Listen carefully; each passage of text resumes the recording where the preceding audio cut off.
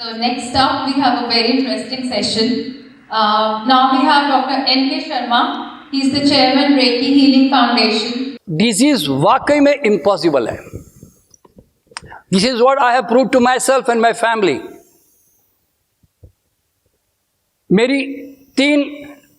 मेरी बचपन से ये खोज शुरुआत हुई ये 3 चीज़ों को लेकर कि इस दुनिया में क्यों बीमारी, वाई डिजीज, बीमारी क्यों संसार में. क्या ऐसा कोई जीवन नहीं है कि जहां हम बिल्कुल बीमार ना पड़े. और दूसरी खोज, क्यों हर आदमी संसार में रिच नहीं बन सकता. और कौन डिसाइड करता है कि ये गरीब रहेगा और ये रिच हो जाएगा. वो डिसाइड दिस. क्या प्रॉब्लम है, किसको पड़ी हमारा भाग्य लिखने की, इसकी खोज. और क्यों हर आदमी बुद्ध नहीं बन सकता. दुख क्यों है संसार में, अगर पैदा किया है तो दिया ही क्यों कि हम सारी जिंदगी रोग से, दुख से और गरीबी से लड़ने में समाप्त कर दें. ये क्या मतलब है. लेकिन जब यूनिवर्स के लॉ को अध्ययन किया गया, क्योंकि जब हम किसी चीज को खोजते हैं तो वो चीज हमें भी खोज रही होती है, पर खोज सिंसियर होनी चाहिए. तो जब मैंने खोजना शुरू किया तो पता चला कि यार परमात्मा ने तो शरीर ऐसा बनाया जो मरते दम तक परफेक्टली फंक्शन करने के लिए डिजाइंड है. एक एक सेल ऐसा डिजाइन किया उसने कि वो अपनी पूरी एफिशिएंसी को डेमोन्स्ट्रेट करना चाहता है.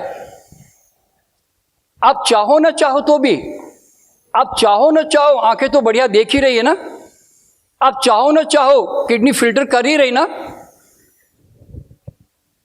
तो हमारा शरीर ऐसा बना कि जो फल की तरह अपनी पूरी एफिशिएंसी को डेमोन्स्ट्रेट करने के बाद फल की तरह पककर संसार से जाने के लिए डिजाइंड है. यानी कि हेल्थ इनहेरेंट नेचर है, डिजाइंड है, गिफ्टेड है. बीमार पड़ने के लिए आपको काफी लंबी चौड़ी मेहनत करनी पड़ेगी. आपको यह जानना बहुत जरूरी है कि शरीर को बीमार पड़ने का कोई शौक नहीं है. आप चाहो तो भी बीमार नहीं पड़ेगा. आपको बीमार पड़ने के लिए काफी लंबी चौड़ी तगड़ी मेहनत करनी पड़ेगी और कई सालों तक करनी पड़ेगी. तब जाकर शरीर बड़ी मुश्किल से बीमार पड़ता है. आसान है हार्ट ब्लॉकेजेस पैदा करना, आसान है डायबिटीज पैदा करना, बहुत साल चाहिए भाई साहब. ब्लड प्रेशर हमारा 120/80 होता है, आसान है ब्लड प्रेशर चढ़ जाए हमारा. कई सालों तक स्ट्रेस लेनी पड़ती. कोई महीना 2 महीना लोगे तो भी ब्लड प्रेशर चढ़ने वाला नहीं है आपका.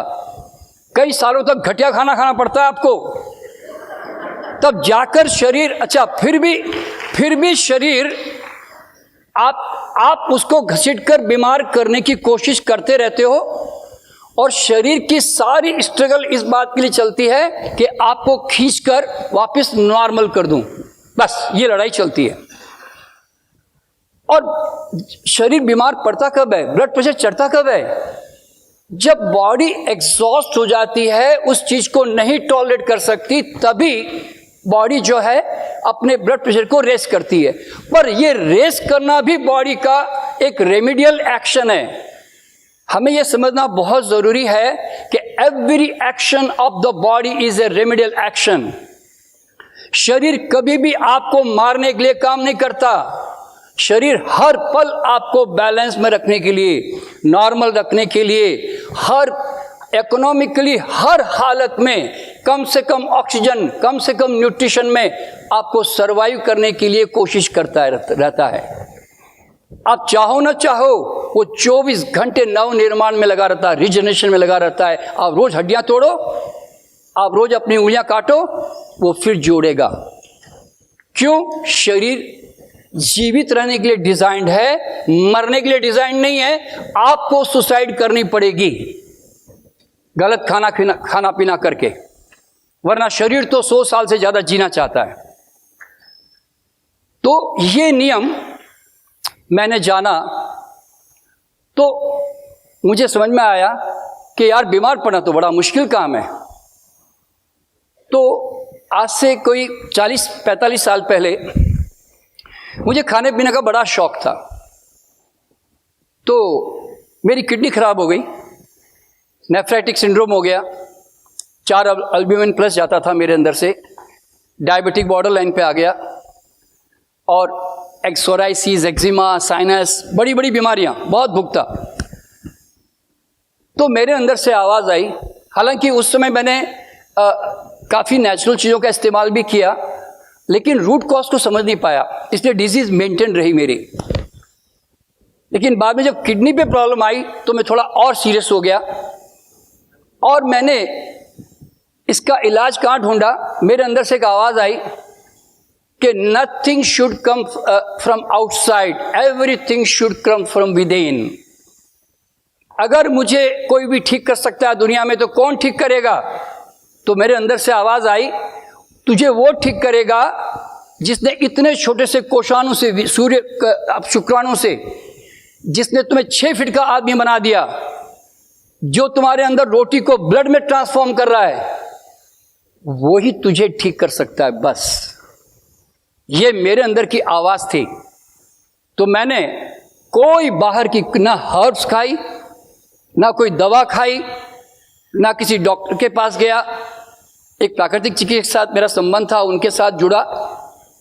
मैंने खान पान ठीक किया, कारण ठीक किए, उपवास किया, फलाहार किया, रेस्ट किया, ध्यान किया, योग किया, और 3 महीना मुझे उसको लड़ने में लगा, और मैं रिवाइव हो गया, मैं रीजनरेट हो गया वापस। और उसके बाद फिर मैंने कसम खाई, आज के बाद बीमार नहीं पड़ूंगा, बस। ये कसम मैंने खाई, क्योंकि बीमार आदमी किसी को पसंद नहीं आता, और बीमारी बहुत दुख देती है। तो आज मैं अब 70 साल का हूं, और मैं छाती ठोक के कहता हूं, दुनिया की कोई ताकत मेरी मर्जी के बिना मुझे बीमार नहीं कर सकती। मेरी मर्जी के बिना मुझे कोई बीमार नहीं कर सकता। क्यों? किसको पड़ी है? प्रकृति से पूछता हूं, आर यू इंटरेस्टेड? प्रकृति कहती नहीं भैया, मैं तो बिल्कुल इंटरेस्टेड नहीं हूं बीमार करने में। भगवान से पूछता हूं, आर यू इंटरेस्टेड? वो कहता नहीं भैया, मैं भी इंटरेस्टेड नहीं हूं। शरीर से पूछता हूं, आर यू इंटरेस्टेड? वो कहता नहीं भैया, मैं भी इंटरेस्टेड नहीं हूं। तो जब प्रकृति, परमात्मा, शरीर तीनों तुम्हें बीमार करने में इंटरेस्टेड नहीं है, तो तुम्हारे पीछे कौन हाथ धो के पड़ा हुआ है? सिर्फ तुम। एक खुजली भी मुझे पूछे बिना नहीं आ सकती, ध्यान रखना। शरीर कहता है, भाई साहब मुझे खुजली करने का कोई शौक नहीं है। आपको शौक है तो सामान सप्लाई कर दो, और अगर आप सामान सप्लाई नहीं करोगे तो मैं जिंदगी भर खुजली नहीं करूंगा। मैं शरीर से कहता हूं, मैं नहीं दूंगा सामान, जाओ। तो शरीर कहता मैं भी खुजली नहीं करूंगा, जाओ। क्या पड़ी है शरीर को? शरीर को बोलने की क्या जरूरत है? जरा सोचो। शरीर को टूटने के लिए, फूटने के लिए नहीं बना, स्वस्थ रहने के लिए डिजाइंड है भाई। और ऐसा नहीं कि मैं कल मैं उम्र में चला जाऊंगा, 80-90 साल का हो जाऊंगा तो मुझे मोतिया हो जाएगा। कैसे हो जाएगा? फिल्म बनाने के सामान तो मुझे ही सप्लाई करने पड़ेंगे ना। कोई बॉडी में अपने आप तो ऐसा मैकेनिज्म नहीं है कि फिल्में अपने आप बन जाएगी। प्रोस्टेट एनलार्ज हो जाएगा, कैसे हो जाएगा? उसको ओवर यूज तो मुझे ही करना पड़ेगा ना। हम चाहते हैं कि हम मर्जी आए वैसा बिहेवियर करें और बीमार भी ना पड़े, ऐसा संभव नहीं है।